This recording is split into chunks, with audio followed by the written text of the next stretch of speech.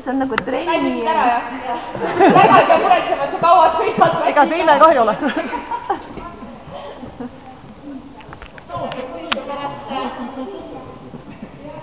Poisi olin ära sünnitaid ja siis korraks hommuse selga üritsin minna, siis... Ütle, kuidas pinnas on. Simon kommenteerib, kuidas on jalgadel. Mul siin täitsa hea sõita. Ei kahtagi. Nii tere. Kummardus. Aga kummardus.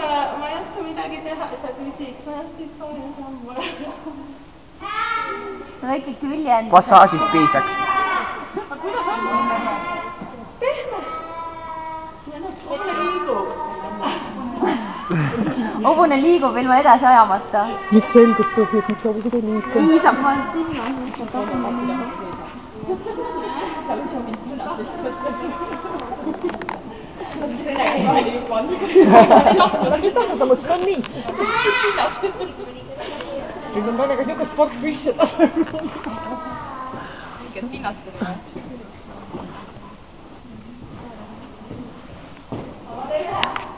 Kiirema liikistesse, siis anname.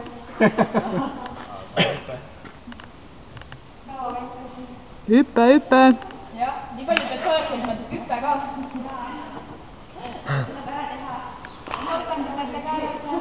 Sa olid kõik istuvad ääre peale kiusavad Merlet. Seda nüüd sa pead seda tegema. Ja nüüd sa pead seda. Trennide eest. Jah, rollid on vahetunud. Teil on väsinud praegu. Rollid on vahetunud. Nüüd sa hüppa ja nüüd te veel naia. Ei, no miks sa sinna nüüd sõidad? Ei, aga kuidas sa sõidad seal? Jah.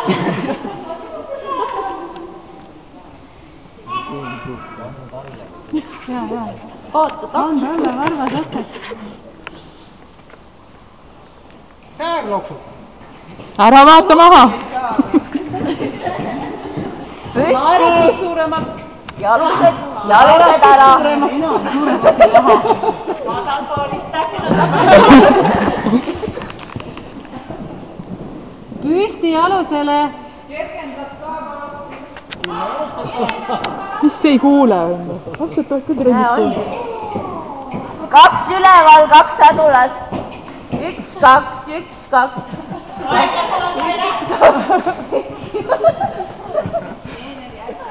Nii hästi. Minge sööge see porgand siis ära, te olete tublid.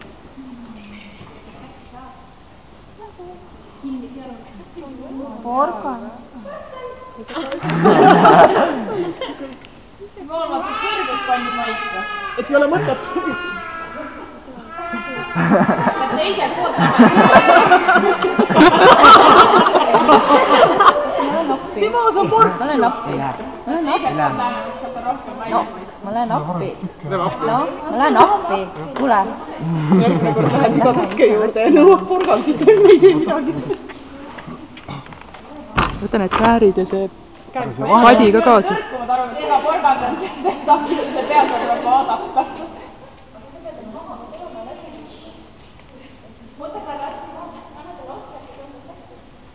Ta ei saa katki seda, see on liiga tugev. Pikka hamba.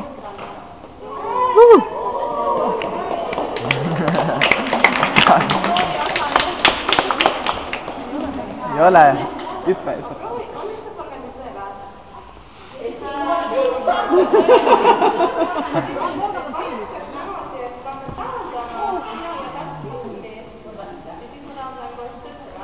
Aire. Anna porgand.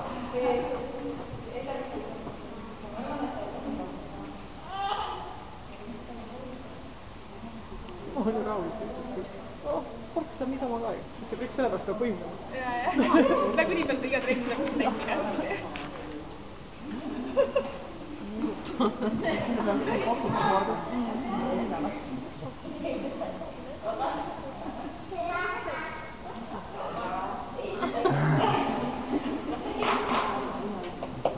Simoon, see elu on palju lihtsam.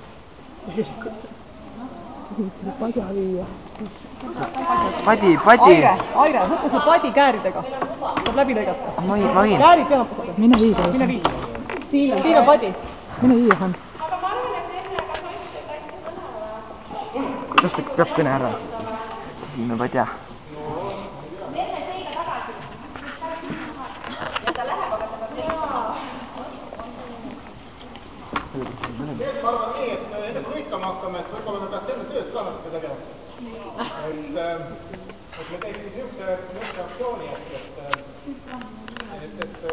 võib-olla annaks lühikese ülevaate, et kuidas moodi ehitustööde käik siis välja nägi ja mida siis tehtud sai.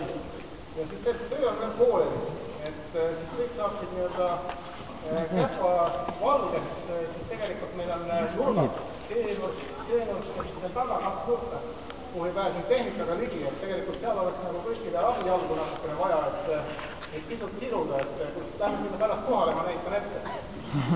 Aga siis ehitusega iseenesest läks niimoodi, et nii kui ikka kõik on plaanitud väga hästi ja sujuvalt, aga midagi läheb alati nihu. Et meil hakkas sellega pihta, et eile, see oli vist eile, ja eile hommikul oli traktor oli 3:07, oli siin platsis koos Merlega. Traktorist ütles, et tegelikult tal ei ole kedagi vaja, et uksed on lahti, ta saab ise sisse ja hakkab tegema. No traktorist oli õigel ajal platsis. Traktorist oli õigel ajal platsis ja hakkas pihta, aga siis selgus, et pärast seda, kui vana liiv on ära viidud, oleks vaja uut. Ja uut siis nagu vaadati ja uut nagu ei tulnud. Et siis ma mõtlesin, et noh, et võib-olla ilma viivata mõnest kõlbnud ka, aga õnneks siis hakkas esimese autosid paistma. Et noh, tegelikult läks siis niimoodi, et karjääri omanik, kust me liiva saime, nagu selgus paar päeva enne oli vahetunud ja sellega seoses karjäär oli suletud, et sealt parasjagu liiva ei antud. No küll aga oli siis põhimõtteliselt meil liiv kõrvale ära tõstetud õige savisisaldusega ja selline nagu vaja, et meil see karjääri kinni olemine otseselt ei oleks nagu häirinud, aga probleem oli selles, et siis oli see vana omanik või uus, aga igatahes kellelgi oli seda liiva veel vaja, nii et teiselt poolt siis hakati hirmsooga liiva ära vedama. Nii et ei jäänudki muud üle, kui tuli siis omalt poolt oma autodega hakata vedama. Et siis nagu oma liiv kätte saada, et vaatasin, et siis saab keskel, saavad 2 autot kokku, kui liiv otsas on, et siis vaatama, kas jäi puudu või piisas. Tegelikult muidugi päris ei piisanud, natuke jäi puudu, et meil oli plaanis sealt tuua pisut üle 30 koorma, aga me olime 25 kätte saanud, kui siis keskelt niimoodi kaldurautade kastid käisid koksuga kokku ja rohkem liiva ei olnud. Aga siis me mõtlesime kiiresti, et mis siis peale hakata. Ja tegelikult tuli päris hea mõte, et siia maneesi põhja oleks ilmtingimata vaja külvata pisut sportlikku seemet. Ja seda sportlikku seemet meil Eesti ratsaspordi hällis Veskimetsas oli hulganisti. Seal oli siis kõik Horseust ülejäänud liiv, mis tegelikult oli siis olnud harjutusväljaku peal ja tegelikult siin samast karjäärist toodud. Oli hunnikus, nii et oma puuduvad alguses arvasime 5 ja pärast selgus, et 8 koormat saime siis sealt liiva juurde. Nii et nüüd siis selgub, et meil siin maneesi põhjas on siis mitte ainult liiv, vaid meil on siin üksjagu ka sportlikku seemet. Ja nii nagu uutel asjadel ikka, need on tänapäeval kilesse pakitud, et see sportlik seeme oli ka kiletatud, mis võttu te võite siit sealt neid pisikesi kilekütke leida. Tegelikult on nad pärit sellest maneesi põhja, mis sinna Horseshoe harjutusväljakule tehti, selle alla pandi niisugune kile, mis pidi siis seda alust kaitsma. Et tegelikult on see sellest pärit, aga noh, me võime ju mõelda, et see on värske pakendi, mis meil sportlik seeme oli istutatud. Aga põhimõtteliselt see oli nüüd ka kõige olulisem takistus, mis meil tekkis kogu selle asjaga. Et ülejäänud töö vist tujus enam vähem. Et siukseid üllatusi oli veel, et selgub, et see maneesi põhi on meil siin üsna ebaühtlane, et ma võin siin teha ühe väikse ringkäigu näidata, kus kohas on nagu paremad ja kehvemad kohad. Näiteks sellest M-tähest 2 posti siia poole, vaata umbes selle joonega on lüht. Et siin on liivapinnast tegelikult kõige õhem, et see pindaeg silendab, nüüd seal taga nurgas oli meil laser, mis tekitas siia nüüd õige kõrgusele laserkiire. Ja bulldooseri oli siis saha küljes oli 20 kõivast püsti, nii et põhimõtteliselt see pind peaks olema üsna sile ja laseriga mõõdetud paika aetud.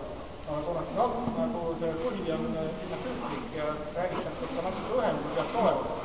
Et siis meil jah, see liiva paksus varieerub, nii et selle postijoone pealt siit on see põhi tegelikult kõige kõvem.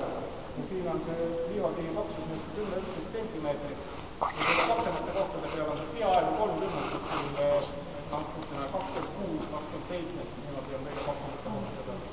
Et kokkuvõttes läks siia nüüd natuke 400 tonni liiva.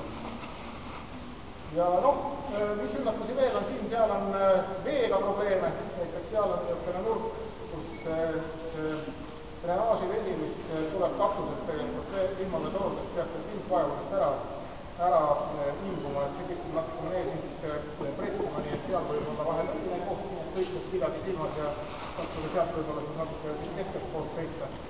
Et sinna võib mõelda pärast mingit kilet panna, kui selgub, et kuidagi vett pidama ei saa, aga mõtlesime, et laseme talle esialgu kuivada natuke, et siis vaatame, et äkki ei pea midagi tegema. Noh, selgub, seda tuleb natuke vaadata. Ja siis kõige värskem liid, mis on täna olnud toodud, on see väga nurkas. Ja see on ka siis selline liid, mis on olnud pikalt vihmapäev ja selle tõttu on seal vett hästi palju. See on tegelikult liiga märg, see on väga tagumine nurk, nagu sealt ütleme vee lähest edasi sinna nurga poole. Et võib-olla ka esimese hooga seal võib olla väheke tehnem ja kehvem, siis teatud katsusemad, mis seal on. Aga muidu minu meelest sai nagu enam-vähem kõva. Aga kuidas me liigi õrikamisega teeme? Kuitame kohe. Kõigepealt aplaus Otile.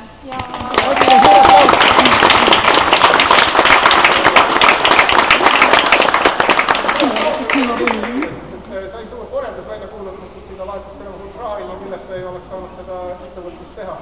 Ja nurgad, pidage veel, et nurgad on veel kõigi meie töö ära, et me tugevalt tahtame. Ma tahaks ka nagu natukene sõna.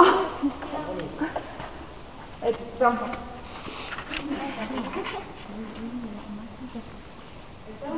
tähtis päev. Me oleme seda päeva hästi oodanud, et see pinnast on meile kogutavalt tähtis. Aga ilma Merleta ei oleks see nii tähtis. Ja meie kõigi poolt on sulle üks väike sümboolne, mis tähendab, et me ootame väga.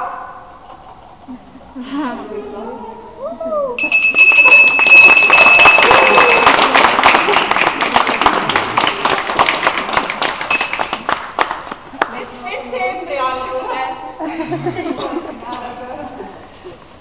alguses, ma arvan,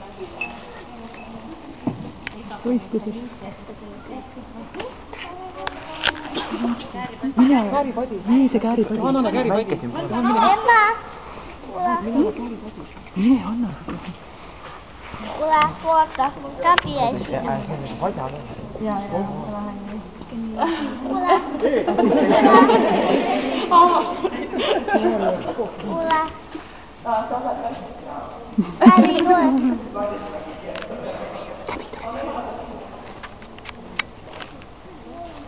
minge teisele poole lõikama. ei, aga siin poole, siin oli. Jaa. Siit.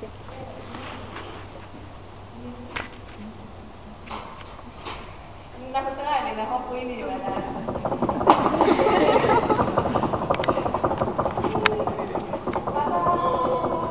Pane käega lõikad.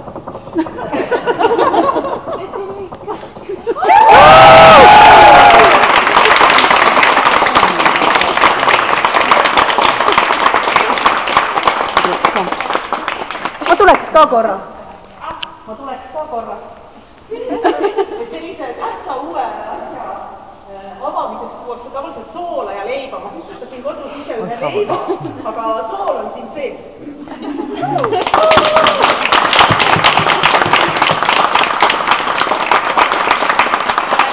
Hea veel, et siis on minu meeldi siin. Meemmele kapla.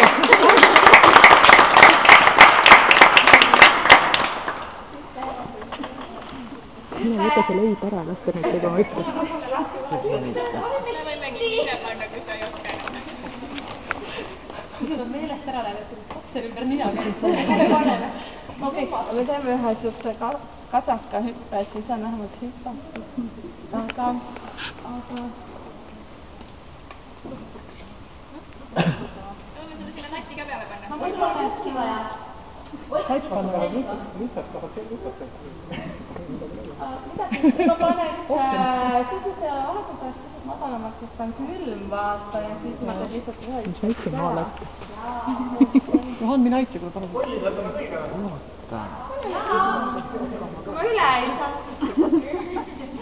Lähed uuesti. Aga nüüd ma tuleks, Ott, kui sa teed seda teistpidi, ma tuleks siit...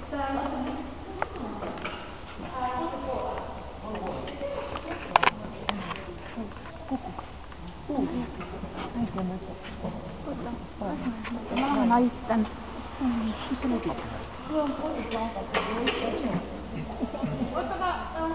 Kus sa nägid, et enne ütles? Meil alt vaatad. Mis vahe see? No peabki, me mõtlengi, et nagu sima peab esimene tegema. Loosime, siis sa ei saa veel kuskile. Aga kui me kogu liiti, siis ei jää järjest ka noori näha ju. Kemo ja kemo. Sina hüppad kodu poole pilti tehakse siit poolt, siis on hobuse alla siit näha. Kummalt poolt ta hüppad? Sealt siia poole, kodu poole.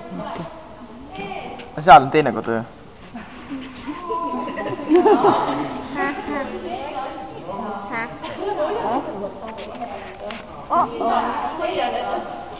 Kuule.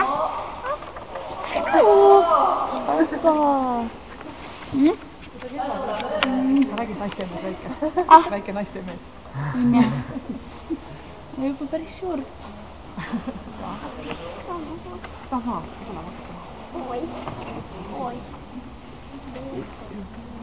Sa ei näe sealt midagi anda. Andreas tuleb. Enne hakkab hüppama.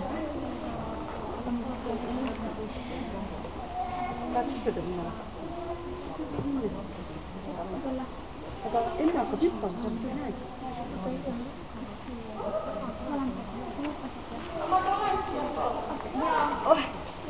Siis saabki teha eest ja järjest aksimooniat seal.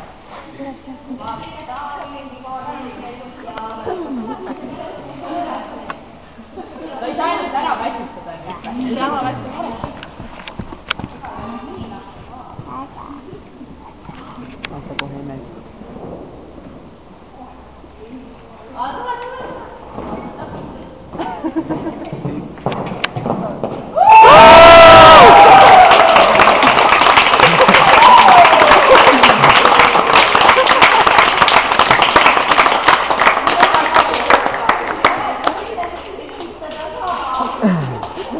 Me võime ka keset võistlust nii teha või?